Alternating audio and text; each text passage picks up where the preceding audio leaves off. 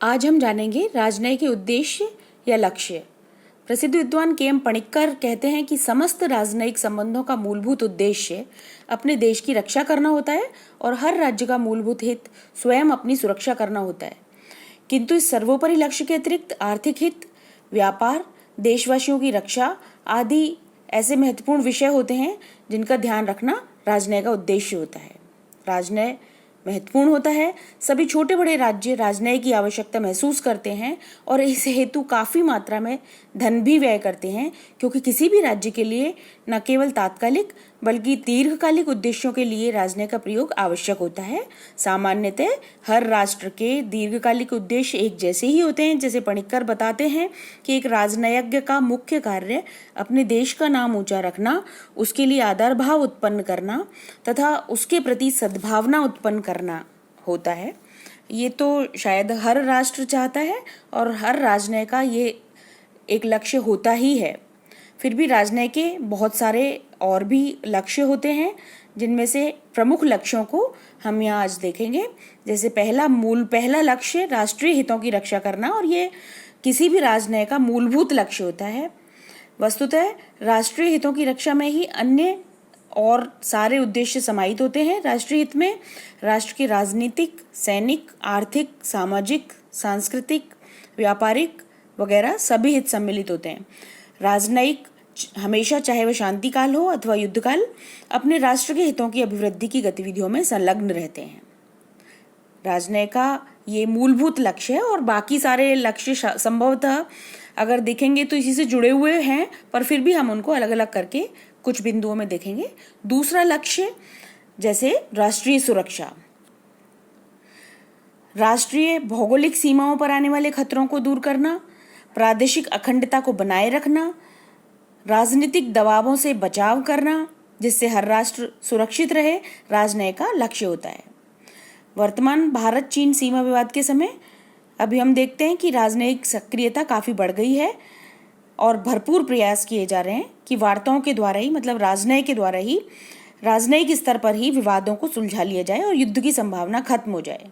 जैसे उदाहरण के लिए 6 जुलाई 2020 को, बहुत सारे उदाहरण हैं पर उसमें से एक, जैसे 6 जुलाई 2020 को भारतीय सुरक्षा सलाहकार अजित डोवाल और चीनी विदेश मंत्री वांग यी के बीच वार्ता हुई। बहुत सारी वार्ताएं इस दौरान हुई इस झगड़े को सुलझाने के लिए। तो ये राजनय का एक लक्ष्य होता है कि युद्ध ना हो, युद्ध की संभावना भी ना हो, इसलिए उस स्तर पर काफ़ी प्रयास किए जाते हैं। तीसरा लक्ष्य राजनय का मैत्री संबंधों को दृढ़ बनाना और शत्रुता को कम करना। राजनयिकों का या राजनय का प्रमुख उद्देश्य होता है कि मित्र राष्ट्रों से मैत्री संबंधों को दृढ़तर बनाते जाएं और शत्रु राष्ट्रों से भी मित्रता अगर संभव हो तो की जाए, और नहीं अगर हो पाती है तो कम से कम उन्हें तटस्थ बना दिया जाए। निर्बल राष्ट्र भी मित्रता द्वारा अपने राष्ट्रीय उद्देश्यों की प्राप्ति में सफल होते हैं। पिछले कुछ वर्षों में भारतीय राजनय इस हेतु विशेष रूप से प्रयासरत दिखाई दी। न सिर्फ दूतावास के स्तर पर बल्कि स्वयं प्रधानमंत्री द्वारा बहुत सारी विदेश यात्राएं करके मित्र बनाने के प्रयास किए गए। राजनय का एक और लक्ष्य विरोधी शक्तियों के गठबंधन को रोकना। राजनय का ये भी एक मुख्य लक्ष्य है कि वह विभिन्न समझौते या संधि वगैरह करके, या जहाँ भी जरूरी हो तो आर्थिक सहायता देकर या समर्थन देकर विरोधी राष्ट्रों को एकत्र होने से रोके, उनको गुट बनाने से रोके और शत्रुता को कम किया जाए, और शत्रु जो शक्तियाँ हैं उनको कम से कम एक तो ना होने दिया जाए। राजनय का एक और लक्ष्य है, पांचवा लक्ष्य, युद्ध काल में और युद्धोपरांत भी राष्ट्रीय हितों की रक्षा करना। हालांकि वैसे तो कुछ विद्वान यह मानते हैं कि युद्ध का छिड़ जाना राजनय के अंत की निशानी होता है, किंतु युद्ध काल में भी राजनय का महत्व होता है, बस इस समय राजनय के दायित्व का रूप बदल जाता है। पणिक्कर कहते हैं कि प्रभावशाली राजनय के बिना ना तो युद्ध लड़े जा सकते हैं और ना ही जीते जा सकते हैं। युद्ध से पूर्व गलत राजनयिक तैयारियां और युद्ध काल में प्रभावहीन राजनय एक शक्ति संपन्न राष्ट्र की हार और उसके विनाश का कारण भी बन जाता है। और ये भी युद्ध काल में भी, जहाँ राजनय की कुशलता अपेक्षित होती है। युद्ध के उपरांत भी एक कुशल राजनय अच्छा परिणाम लेकर आती है। युद्ध के उपरांत भी समझौता वार्ताएं होती हैं जिसमें अधिक राजनयिक रूप से कुशल राष्ट्र ज़्यादा लाभ ले पाते हैं और राजनयिक रूप से असफल राष्ट्र युद्ध को जीतने के बाद भी कम लाभ ले पाते हैं। ऐसा शायद भारत के साथ हो चुका है 1-2 युद्धों में। राजनय का एक और लक्ष्य, छठा लक्ष्य कह सकते हैं, आर्थिक व व्यावसायिक लाभ प्राप्त करना। और ये बहुत महत्वपूर्ण लक्ष्य है क्योंकि वर्तमान समय में, जो कि परस्पर निर्भरता और वैश्वीकरण का समय है, इस समय राष्ट्रीय हित राजनीतिक से ज़्यादा आर्थिक होने लगे हैं। प्रत्येक राष्ट्र दूसरे देशों में अपने उत्पादन के लिए बाजार तलाशता है, वांछित कच्चे माल की और अन्य दूसरी आवश्यक वस्तुओं की आपूर्ति चाहता है, उद्योगों की अन्य देशों में स्थापना चाहता है, प्रतियोगिता की समाप्ति चाहता है और अपना एकाधिकार बनाए रखने का प्रयत्न करता है। पणिक्कर कहते हैं कि पिछले 30 वर्षों में व्यावसायिक राजनय या कमर्शियल डिप्लोमेसी अंतर्राष्ट्रीय जीवन का एक सर्वाधिक सक्रिय पहलू बन गया है। इसलिए लाइसेंस, मुद्रा नियंत्रण आदि को राजनय की तकनीक के रूप में अपनाया जाने लगा है। वाणिज्य दूतों का महत्व बढ़ गया है। वाणिज्य दूतों की नियुक्ति अब राजनय का आवश्यक अंग बन गया है। प्रत्येक राज्य अपने राजनयिक मिशन के साथ व्यापार आयुक्त या आर्थिक विशेषज्ञ वगैरह को जरूर से भेजते हैं। और हम देखते हैं कि आर्थिक रूप से अलग थलग कर देना किसी भी देश को ज़्यादा ध्वस्त कर सकता है। अभी वर्तमान समय में कोविड-19 के समय में हम देख रहे हैं कि चीन को दोषी मानते हुए कई देशों ने चीन को दंडित करने के लिए इसी तरह के आर्थिक उपाय अपनाए हैं। जैसे चीनी सामान को बैन किया है, बहुत सारे कई सामानों को कई देशों ने, और चीन से कई देशों ने अपनी कंपनियों को हटा भी लिया है।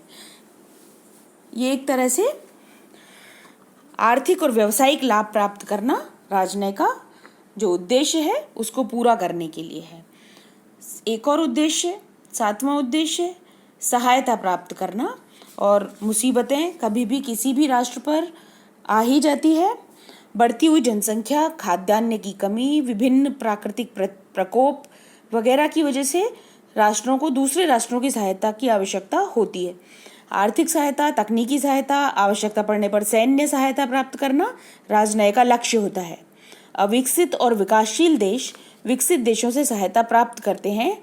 हालांकि ये भी होता है कि उनके बदले कई बार विकसित देश उनके आंतरिक मामलों तक में हस्तक्षेप करते हैं या अंतर्राष्ट्रीय स्तर पर उनसे समर्थन चाहते हैं।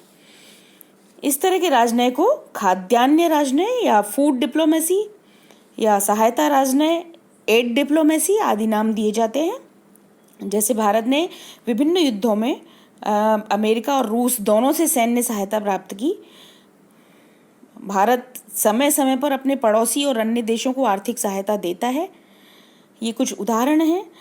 कोविड-19 महामारी के चलते अमेरिका जैसी महाशक्ति को दवाइयों की आवश्यकता हुई और भारत ने उसे मित्रवत हाइड्रोक्लोरोक्विन भेजी। ये एक ताज़ा उदाहरण है राजनय के लक्ष्यों में को पूरा करते हुए देखने का। एक और राजनय का लक्ष्य, मुख्य लक्ष्य, सद्भावना की स्थापना।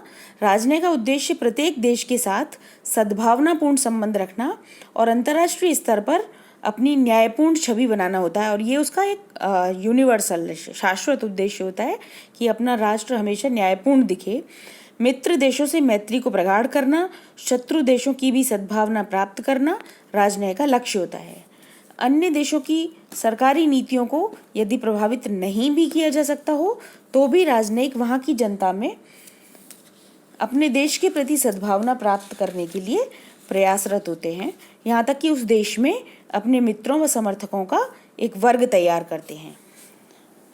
ये राजनय के कुछ प्रमुख लक्ष्य थे जिसको प्राप्त करने के लिए राजनयिक या राजनय विभिन्न उपाय अपनाते हैं, तरह तरह के उपाय अपनाते हैं।